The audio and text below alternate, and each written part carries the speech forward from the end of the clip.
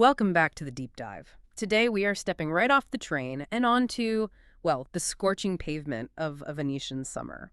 It's almost hot enough to melt your shoes. I can feel it just thinking about it.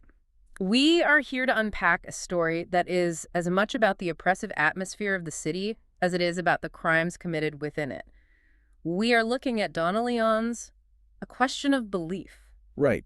And I have to say, if you think the gondolas, the romance, the whole picture postcard thing. The Aperol Spritz by the Rialto Bridge, yeah. Exactly. You might want to buckle up and reset your expectations because the version of the city we're entering today is sweating, it's irritable, and it is hiding some very, very uncomfortable truths just under the waterline. It really is a different beast entirely from the tourist brochures. Oh, completely. We are looking at a narrative that weaves together two very distinct threads that, on the surface shouldn't have anything to do with each other at all. Okay, so what are they? Well, on one hand, you have a very intimate domestic crisis.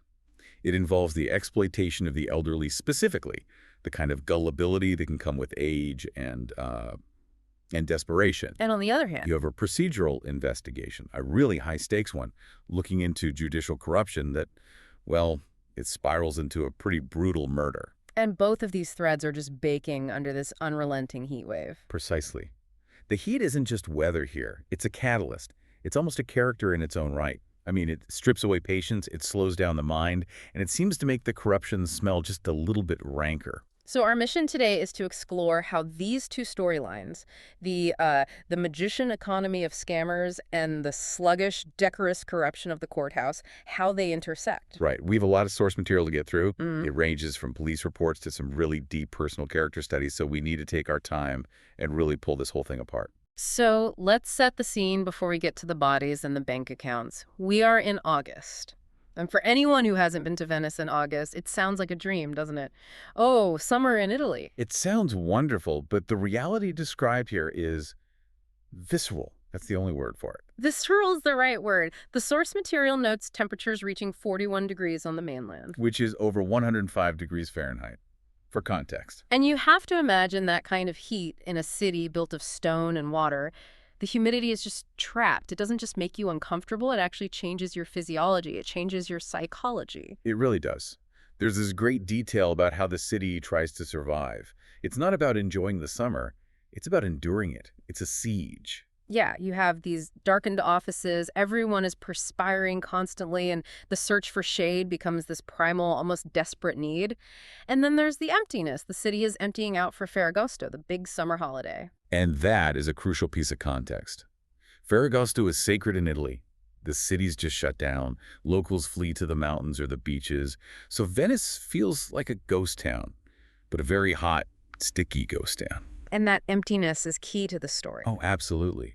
With the normal social fabric thinned out, people away on holiday, shops closed, neighbors gone, the vulnerabilities of the people left behind become much more pronounced. Right, because usually you have that community safety net. Your neighbor sees something, your local shopkeeper asks how you are. But in August, The elderly are lonelier because their families might be away. The criminals are perhaps a bit more brazen, or at least their actions stand out more against the silence. It just creates this vacuum where bad things can happen completely unnoticed. let's talk about our guide through this oven, Commissario Brunetti. Okay. How is he handling the heat? Because usually we see him as this very active, very engaged detective. He is handling it not well at all. I mean, there's a lethargy to him that's quite relatable. We see him at the Questura, the police headquarters, and he is essentially performing stillness. He is reading reports he explicitly doesn't care about just to avoid the physical effort of moving his body. I love that detail. It's so human. He's reading a report on gun trafficking that doesn't even mention Venice. He's reading about new recruits. He's just doing busy work because the alternative is standing up and walking into that wall of heat. Exactly. Huh. It humanizes the police work immediately. These aren't action heroes sprinting across rooftops in the middle of the day. They are exhausted civil servants trying not to melt into a puddle on the floor. I love the phrase the text uses to describe his interaction with his partner, Ispettore Vianello. It calls it limp companionship. It's a perfect description, isn't it? Yeah. They're too hot to even really talk. They're just sharing the misery. They sit there, maybe exchange a look, but the energy required for actual banter just isn't there. And there's this specific anecdote about the canal water that really sets the tone for me. Oh, the view from the window, yes. Usually water is a symbol of relief, of cooling. You look at water and you think, refreshment. But not here. Brunetti looks out at the canal and sees it as a flat, dark green surface. The text says it actually radiates humidity. It's not cooling the city, it's adding to the pressure cooker. It's like the city is sitting in a bowl of warm, stagnant soup. But even in this oppressive atmosphere, life and change goes on. There's a really interesting character moment early in the source material that I want to unpack. It happens at a bar, Sergio's bar, which Brunetti and Vianello frequent. It seems like a small detail, but it feels thematically heavy. It is deeply thematic. This scene is pivotal for establishing the theme of hitty depths, or, things not being what they seem, which is going to come back around when we look at the crimes later. So what happens? Usually, Sergio runs the bar. He's gruff, he's a fixture, the place is maybe a little grimy, but he's out sick, and his replacement is a man named Bambola. Bambola is a Senegalese immigrant, and the description of him is striking. In this sweaty, disheveled city, he is pristine. He's described as tall, wearing a pristine jalaba and a turban. He looks like a lighthouse in this dingy bar. But it's not just his appearance. It's what he's done to the place. He's cleaned it up. He has. In a city that is described as sweating and grime-covered, Bambola has cleaned the bar to a shine. He's removed the sticky ads from the walls. He's cleaned the windows so light actually floods in, which probably shocks the regulars. And he's made some changes. Big ones. He's introduced ecological changes, no more paper plates. He's serving food on real china. It's a small act of dignity. And then Vianello, who is eating a brioche, starts chatting with him, and this is where the surprise comes in. We find out Bambola isn't just a barman. Right. He's a qualified hydraulic engineer. He specializes in water purification plants. Which is incredibly ironic given the state of the canal water radiating heat right outside the door. Deeply ironic.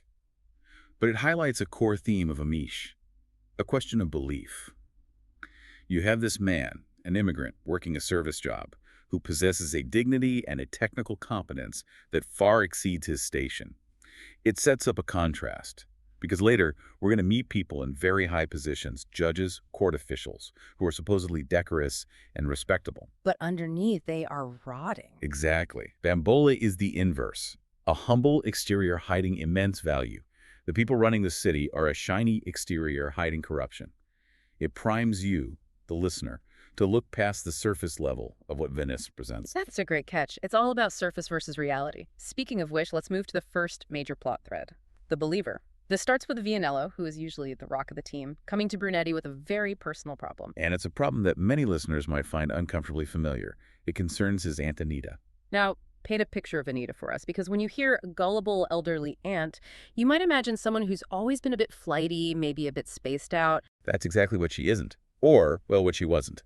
And that is why Vianello is so disturbed. He describes Anita as the brains of the family. She ran her husband's electrical business for decades. She was the one who did the books, the one with the head for numbers. A practical woman. Very. Strong-willed, practical. She was a businesswoman, not the type to get carried away by fantasies or, nonsense. So what changed? How does a woman like that end up where she ends up? Well, the source material points to a few factors. Age happens. The cognitive decline is subtle at first, but also loneliness. Her husband is described as being increasingly senile or disengaged.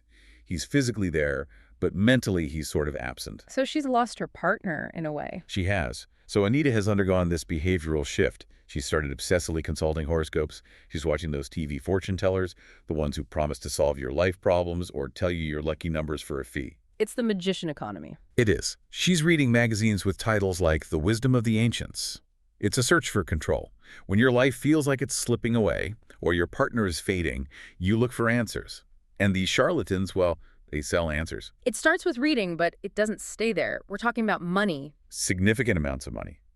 Vianello investigates and finds out about financial irregularities. First, she's withdrawn 3,000 euros in a chunk. And then there are smaller amounts that total up to around 7,000 euros. 7,000 euros? That is not small change for a pensioner. No, it is not. It represents security, years of work. And when the family confronts her, her defense is fascinating and, for them, incredibly frustrating. She says it's her money, which legally is true. She earned it running that business. And what's her justification? She claims it's for a good cause, or for her husband. That for her husband line is just heartbreaking because the husband is barely present mentally. She's using his well-being as a shield against her children's criticism. Exactly. It's a deflection, a Yeah. perfect one. I'm doing this for him. How dare you stop me? The family is frantic. The sons want to stop her, but they can't legally freeze her accounts because she is, theoretically, of sound mind. So they resort to this very Venetian solution. What's that? The bank manager is actually colluding with the family. Colluding how? He's stalling her. When she comes in to make a withdrawal, he pretends the computer is down, or he needs to check a form, and in that time he calls the son, "Your mother is here, come get her." It's the definition of a small-town dynamic in a big city. Everyone knows everyone's business. So Vianello needs to know where the money is going. He asks Brunetti for help, but this has to be off the books. They can't open an official police investigation into a woman spending her own cash. Right, it's a legal minefield. So they turn it into a training exercise. Yeah. This is where the story gets a bit of a caper feel, which is actually a nice break from all the gloom. They use new recruits. Exactly. Officer Buccetti and a young female officer, Bettina Trevisoy. I love this scene. You have these two young, attractive officers pretending to be a couple in love, just strolling through Venice. It's a classic stakeout technique, right? Who suspects two young lovers giggling on a bridge? But the visual detail in the source material really sells the contrast. You have the vibrancy of youth Puccetti and Trevisoy versus the vulnerability of age Anita limping along, clutching her purse full of cash. And they follow her. They track her from the bank, onto a boat, all the way to an address near the Frari, specifically in the San Tomé area. And where does she go? She enters a building associated with a man named Stefano Guarini. Guarini. Okay, this brings us to section 3, the charlatan. Who is this guy? Because when Brunetti puts his secretary, the formidable Signorina Elettra, on the case, she digs up quite a resume. Oh, Elettra's deep dive is revealing. Guarini isn't just a fortune teller, he's a career fraudster. But what's interesting is that he uses his real name. He doesn't even try to hide. His rap sheet is a tour of Italy and a tour of professions he is absolutely not qualified for. Give us the highlights of the Guarini World Tour. Well, he started as a Franciscan seminarian, but that didn't stick. He washed out or was kicked out, it's not clear. Then he popped up in Aversa practicing as a psychologist. Let me guess, no degree. No degree, of course not. He was fine, but he never paid it. Then he ran a hostel in Rapallo for immigrants where he was taking 60% of their wages as rent. 60%. That is predatory on a whole other level. Highly. Then he was in Naples practicing as a homeopath. Again, no medical license. So this guy is a chameleon. He identifies a weakness, spiritual guidance, mental health, housing for the desperate, medical cures, and he fills that need with a scam. Precisely. He's a professional exploiter. And now, in Venice, he seems to be operating as a magician or spiritual advisor. Elettra finds that he's living in an apartment rented by a woman named Elvira Montini, who's a lab technician. So he's likely exploiting her, too, for a place to live. The psychology of his scam with Anita is worth unpacking. Why does Anita give him money? And why, in these specific amounts, it seems very calculated. It is. That's the brilliance of the drip feed fraud. He doesn't ask for 100,000 euros all at once. If he did, the bank would stop, but the family would know immediately. Instead, he asks for small, regular deposits. It looks like donations. It looks like payment for services rendered. It's the subscription model of fraud. In a way, yes. It suggests he's building a relationship with the victim. He's not just taking their money. He's selling them hope or relief or protection. He listens to her. He tells her what she wants to hear about her husband. He's filling the void that her family and really society have left. And that makes it incredibly hard to prosecute. Nearly impossible. Unless Anita testifies that he defrauded her, that he promised X and delivered Y, the law just sees a woman giving money to a man. It's her money. She's allowed to make bad choices. That's the tragedy Vianello has faced. He can see the cliff, but he can't stop his aunt from driving off it because she believes she's driving to salvation. So while Vianello is dealing with this incredibly personal family crisis, Brunetti gets pulled into something that seems purely bureaucratic but turns out to be much, much darker. This brings us to the courthouse. Right. And for this, we have to introduce Tony Brusca. He's a contact of Brunetti's from the commune, the city administration. He's described as a badger, which I think tells you everything you need to know about his tenacity. He just digs and digs. And he brings Brunetti these documents from the tribunal, the courthouse, and at first glance they just look like boring court schedules. But there's an anomaly. The anomaly is delay. Specifically, delays in cases overseen by one particular judge, Judge Coltellini. Brusca points out a pattern where hearings are postponed again and again. The excuses are always administrative, missing documents, illness, holidays, things that are hard to argue with. But these delays aren't random. They aren't just a symptom of, bureaucratic incompetence, which you might expect. No, they seem to consistently favor the wealthier parties in divorce or civil suits. Explain that for us. Why is a delay good for the wealthy party? Okay, so imagine you're a rich husband trying to hide assets from your soon-to-be ex-wife. A 6-month delay is a gift from heaven. It gives you time to move money offshore, to cook the books, to transfer property to a friend. By the time the court actually meets, on paper, you're poor. The delay is the product being sold. So the implication is that the judge is being paid to slow things down, but Brunetti notices another name that keeps popping up on all these documents: Araldo Fontana. Araldo Fontana. He is the chief usher. Now, in the hierarchy of the court, he's a functionary. He moves papers. He ensures files get from the archives to the courtroom. But every single one of these delayed cases passed through his hands. And Fontana is a character study in himself. He's described as decorous. Yes. Dull, punctual, invisible. He's been there for decades. He never misses work, the source material says, except once, years ago, for his father's funeral. He's the kind of man nobody ever notices. But there's a rumor about him. Ah, the rumor. Brusca calls it the love, love, love theory. Right. What's that? Brusca suggests that Fontana is completely infatuated with Judge Coltellini, that he might be delaying these documents simply to please her or to be useful to her, a kind of courtly love, but in a courthouse. But Brusca's cynical. He thinks for Fontana it might be love, but for the judge it's money, money, money. It's a classic dynamic, isn't it? The useful idiot and the mastermind. The judge gets the bribes, and the usher takes the risk by physically misplacing the files. But then Elettra finds a financial discrepancy that blows the poor, humble clerk image completely out of the water. The rent. The rent. This is the smoking gun. Fontana lives in a palazzo, a massive 150-square-meter apartment on the Misericordia in Venice. That is prime real estate. You're talking millions in value. And he pays 450 euros a month. 450 euros. You couldn't rent a closet for that in Venice. Not even a boat mooring. Exactly. It's basically free. And his landlord is Marco Puntera, a wealthy socialite and real estate mogul. So why would a tycoon effectively gift a luxury apartment to a court usher? It makes no sense. It smells like blackmail. Or a favor economy. Puntera gets something from the court, maybe permits, maybe favorable rulings, maybe delays in his own cases, and Fontana gets the apartment. It suggests that Fontana isn't just a love-struck puppy. He's a player in a much larger game. Elettra decides she needs to get eyes on this dynamic. She wants to see if the love, love, love theory holds up in person. She arranges a casual coffee with a contact at the courthouse so she can observe Fontana and the judge together. This is Section 5. And this scene is so painful to visualize. Elettra is there, sipping her coffee, and she sees Fontana. And how does he act? He acts like a teenager with a crush, but without any of the charm. He's servile. Servile is the word. Pathetic. When Judge Coltellini walks in with her sister, Fontana is terrified and adoring. Elettra says, "I love you," is written all over his face. He's wiping up spilled coffee, offering to buy them things he obviously can't afford. He's just hovering. And the judge, how does she react to this display? Cold as ice.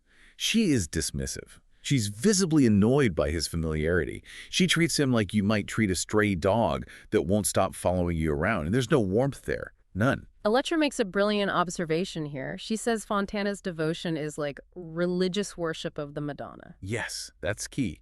It's unrequited and it's abject. Yeah. He doesn't expect her to love him back. He just wants to serve her. He wants to be near her radiance, to bask in it. Which really complicates the corruption theory. If there were partners in crime, you'd expect a different dynamic. You'd expect conspiracy, maybe, or at least some kind of mutual respect. But this looks like a woman who tolerates a nuisance, not a partner. It raises a big question. Is Fontana acting alone? Is he delaying these documents without her even asking, just to help her? Or is she using him so thoroughly that she doesn't even need to be polite? Does she just snap her fingers and he hides a file just to get a smile that never comes? Before we get to the climax of this investigation, there is a fascinating sidebar in the source material. It's a moment where Elettra shows Brunetti some purchase orders. It's about government computers. Why is this included? It seems a bit random. It's not random at all. This is a classic example of systemic government waste, which serves as the backdrop for the specific crimes they're investigating. It establishes the moral universe of the story. Okay, so what did she find? Electro shows that the ministry is paying 2,200 euros for computers. And Elettra, being Elettra, went online and found the exact same computers for 1,400. Exactly. It's an 800 euro markup per unit. Now multiply that by hundreds of computers across the country, and you have a massive amount of wasted taxpayer money just vanishing into thin air. And the implication isn't necessarily that someone is stealing the difference, though they might be, but that the system is so inefficient, so broken, that nobody even cares. It's just how business is done. It sets the tone perfectly. In a world where the government wastes millions on overpriced computers without blinking, a judge delaying a few divorce cases for a bribe seems almost standard. It lowers the bar for morality. It shows us that the decorous government is actually rotting from the inside out, just like the buildings. Speaking of morality, let's get to the murder. Section 7. Brunetti finally gets to go on vacation. The relief is palpable. He and his family are on the train heading to the mountains to Lorenzo. We get these beautiful sensory details of apples and grapes and cooler air. For a moment, the oppressive heat of Venice is gone. You can almost feel the listener exhaling along with him. And then the phone rings. The curse of the modern age. Yeah. It's Commissario Grifoni calling from Venice. Araldo Fontana, the decorous usher, is dead. And not just dead, murdered. Brutally. He was found in the courtyard of his building. His head was bashed against a marble copy of a Byzantine lion statue. That is a specific and gruesome detail, a Byzantine lion. It suggests violence and rage. This wasn't a clean, professional hit.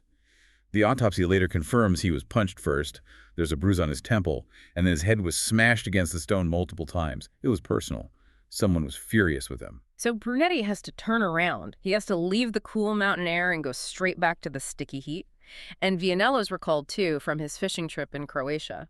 By the Coast Guard, no less. Wow. So the contrast is emphasized again. They are dragged back into the swamp, and now they have to investigate the life of a man who is supposed to be completely invisible. Section 8 takes us to the crime scene, specifically the storerooms in the courtyard. These rooms tell us more about Fontana than any witness could. These storerooms are fantastic narrative devices. They represent the hidden layers of Fontana's life. They open them up one by one. What do they find? The first one is empty. The second is chaotic, full of childhood items, a baby cot. Which is strange for a bachelor living with his mother, whose baby was that for. Exactly. And then there's the third one. Obsessively organized, labeled boxes, winter shoes, tea set. This fits the decorous personality. It's the Fontana everyone knew at work. Neat, orderly, predictable. But then they open the fourth room, and this is the weird one. It's filled with empty bird cages, dozens of them, and racks of wine. Vintage 1980. Bird cages and old wine. It feels like a metaphor for a repressed life. Cages with nothing in them. Wine that's been sitting there for 30 years, never opened. It suggests a life of accumulation without consumption. Collecting things but never using them. Or perhaps trapping things. The bird cages are particularly eerie. Were they for birds he once had? Birds he wanted to have? Or was it just another obsession? It hints at a deep psychological distortion. This was not a simple man. We also have to talk about the mother, Section 9. Brunetti, Grifoni, and Vianello go upstairs to interview Signora Fontana. And they expect a frail, grieving widow. You know, a little old lady who needs comforting. That is not what they find. No. Signora Fontana has dyed red hair. Her skin is smooth. She has soft hands. She's described as having sharp, guarded eyes. She is tough as nails. And her behavior is off. She's performing grief. That's the best way to put it. She says all the right things. He was a good boy. We had coffee every morning. But the detectives feel like she's reciting a script she prepared.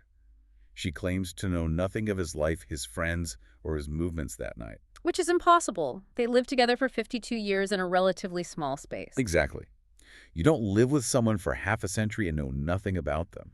She refuses to have the family contacted. She even seems relieved that the press isn't getting family photos. Vianello and Grifoni pick up on this immediately. They suspect she knows exactly why he was killed, or at the very least, she knows the secret he was hiding that got him killed. There's a coldness to her, a self-preservation. She's protecting something, and is more important to her than finding her son's killer. It brings us right back to that theme of decorous appearances hiding rot. She is presenting the image of the grieving mother, but underneath, she's calculating.